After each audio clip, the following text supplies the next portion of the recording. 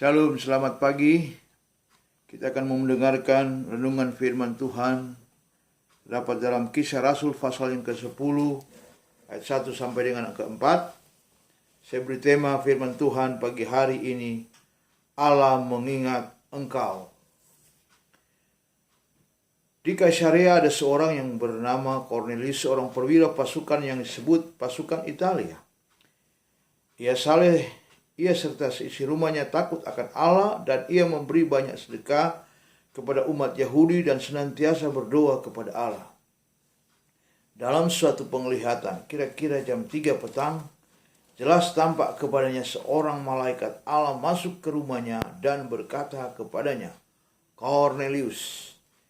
Ia menatap malaikat itu dan dengan takut ia berkata, "Ada apa Tuhan?" Jawab malaikat itu, "Semua doamu dan sedekahmu telah naik ke hadirat Allah dan Allah mengingat engkau." Puji Tuhan. Di mana Cornelius ini tadinya dia tidak percaya kepada Yesus. Ketika pelayanan Petrus, Alkitab katakan dia menerima keselamatan, dia percaya kepada Yesus. Dan Alkitab mencatat bahwa Cornelius ini adalah seorang perwira pasukan Italia. Salah satu pemimpin pada zaman kuno, Romawi kuno, hanya ada 10 divisi. Satu divisi beranggotakan 600 orang. Jadi salah satu Cornelius adalah seorang perwira pasukan Italia. Apa yang ada pada Cornelius ketika dia percaya kepada Yesus, ketika dia diselamatkan? Ayat yang kedua, ada 4 hal yang boleh kita renungkan pagi hari ini. Yang pertama, Cornelius itu ya saleh. Pengertian saleh yang pertama bahwa hidup suci atau hidup benar. Dan yang kedua, pengertian yang saleh, beribadah dengan sungguh-sungguh. Jadi itu yang dikerjakan oleh Cornelius, orang perwira. Dia lakukan itu. Yang kedua, bahwa Cornelius itu ia serta seisi rumahnya takut akan Allah. Saudara bisa baca tentang divisi ini, takut akan Allah dalam Amsal 8 ayat yang ke-13. Takut akan Allah adalah menjauhkan dari segala kejahatan. Alkitab katakan Tuhan benci kepada kejahatan, kesombongan, tingkah laku yang jahat, dan sebagainya dalam kitab Amsal 8 ayat yang ke-13. Itu yang dikerjakan, itu yang dilakukan oleh Cornelius. Dan yang ketiga, Alkitab katakan dalam ayat yang kedua, ternyata Cornelius ia saleh, takut Tuhan. Yang ketiga, Cornelius ini suka memberi. Dia suka beri.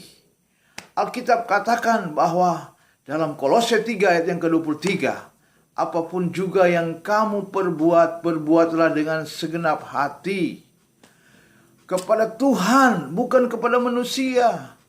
Jadi segala sesuatu apa yang kita beri itu kepada Tuhan, bukan kepada manusia. Sehingga kita melihat kuasa Tuhan, mujizat Tuhan terjadi dalam setiap kehidupan saya dan saudara. Dan yang keempat, apa yang ada pada Cornelius, yaitu Cornelius senantiasa berdoa kepada Allah. Senantiasa berdoa kepada Yesus. Jadi walaupun dalam kesibukannya seorang perwira, dia tidak lupa berdoa. Berdoa kepada Allah. Memohon pertolongan. Memohon perlindungan Tuhan. Memohon berkat daripada Tuhan.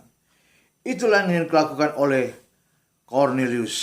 Kalau saudara bandingkan dalam Yakobus pasal yang ke-5 ayat yang ke-16. Alkitab mencatat bahwa doa orang benar besar kuasanya.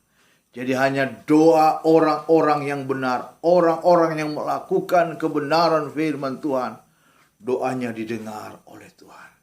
Itu sebabnya keluarga Paimpulan Netonsea, mari kita di akhir zaman ini melakukan 4 hal yang ada pada Cornelius. Sesibuk-sibuknya dia selalu melakukan kebenaran firman Tuhan. Tuhan Yesus memberkati semua keluarga Paimpulan Netonsea. Tuhan Yesus memberkati. Shalom, tabeah, tabeah.